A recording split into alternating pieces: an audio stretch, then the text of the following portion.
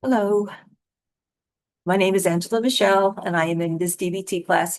And today, for my presentation, I am going to introduce teach a skill, DBT skill known as opposite action.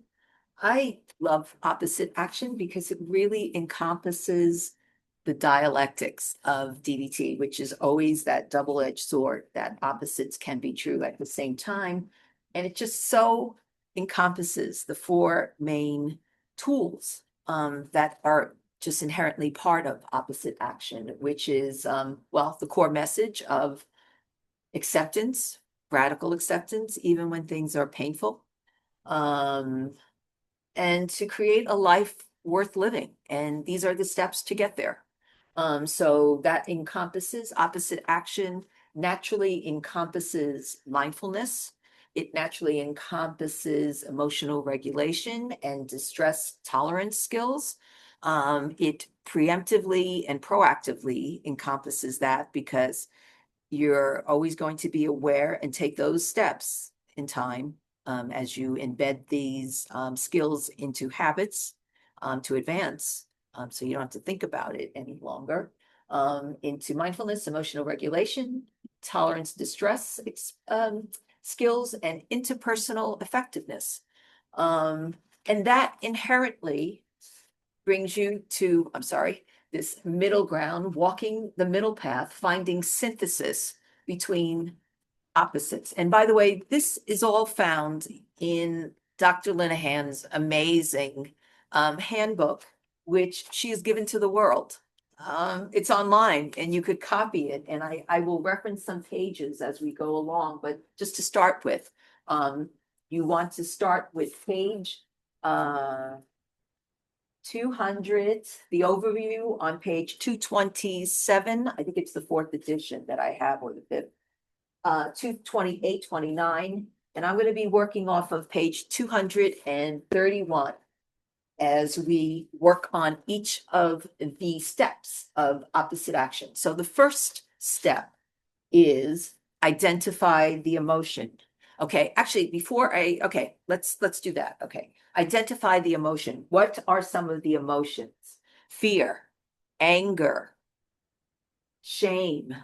And for me, the context that I'm going to choose, because of the brevity of this presentation, is sadness and depression.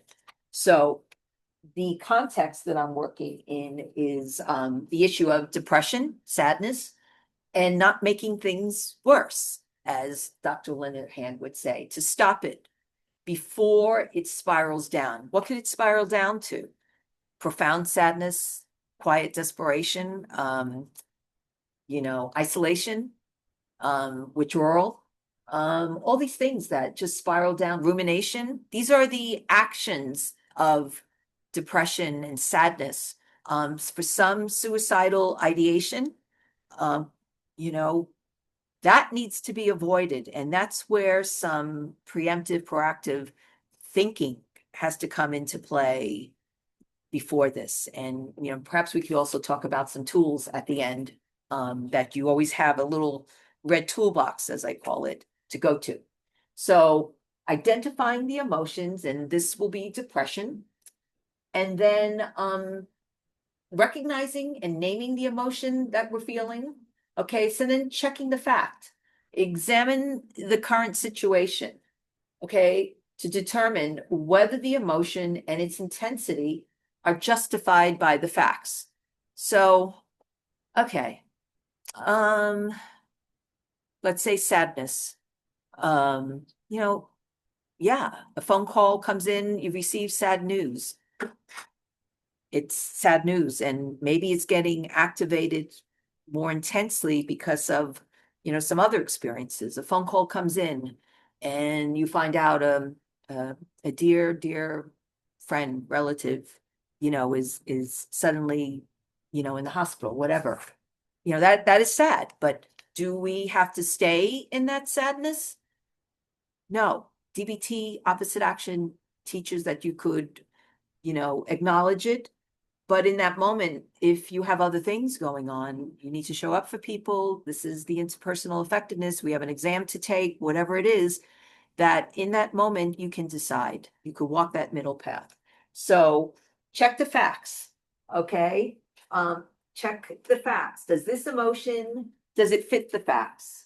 Ask, is acting on the emotion the most effective things to do? Should I stay in bed, not get up?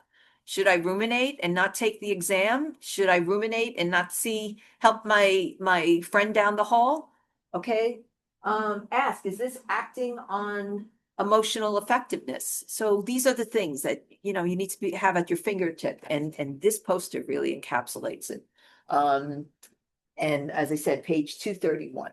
So we need to decide then at that moment, opposite action. When I wake up in the morning, and to the extent that, you know, I'm exhausted, I barely got enough sleep because I've been studying all night and I have a headache, a migraine, or oh, a nasty dream, somebody, whatever, you know, a weird dream. I will identify it and then spring out of bed in that moment. You know, that's the opposite action. That is the tool, the opposite action that you need to take. So if there's fear, be fearless. Take action now. Okay. Look at the fear, as Eleanor would say, Eleanor Roosevelt used to say, look at the fear right in the face and address it. Sometimes you just have to do that. That's growing up. If it's anger, don't go out when you're angry. Take that middle ground, that sacred pause, to pause and calm yourself, find composure and find compassion. Yes, compassion for the other side. You know, that there's always a kernel of truth in both sides. Take that time to find the middle ground of composure and compassion. And no, don't impulsively go out. Do the opposite action. Compose yourself. If it's sadness, get active. Okay? In that moment, put on a video that's going to make you laugh. For me, opposite action and acting on the opposite action, the next step is finding laughter, even sick humor. That's that radical acceptance. It's sad, and sometimes in sadness, like I'm going to say this as an example.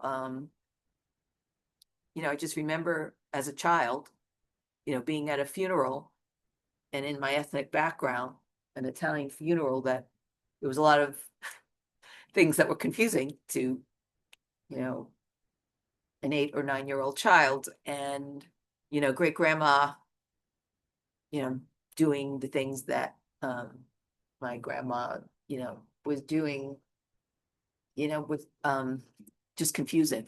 And for some reason, you know, when I caught my cousin's eye, we just started laughing. And, you know, of course, not inappropriately, that we went to the side at that point. And to this day, you know, I could think about that moment. It was a great, great aunt and a very beloved woman, you know, that just made us laugh. And in that moment, you know, just found some real, a different energy. It just, like, even now, just talking about it. And that's the observing the outcome.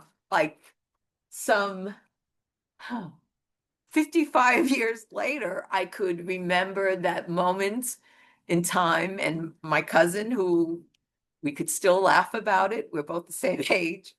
And it just changes the energy, and not disrespectfully, but with humanness. Sometimes in these moments that are, you know, profoundly sad, that could bring people together and really build in coping skills. So I think how I want to end this presentation is that, you know, opposite action, you know, it brings lightness to darkness.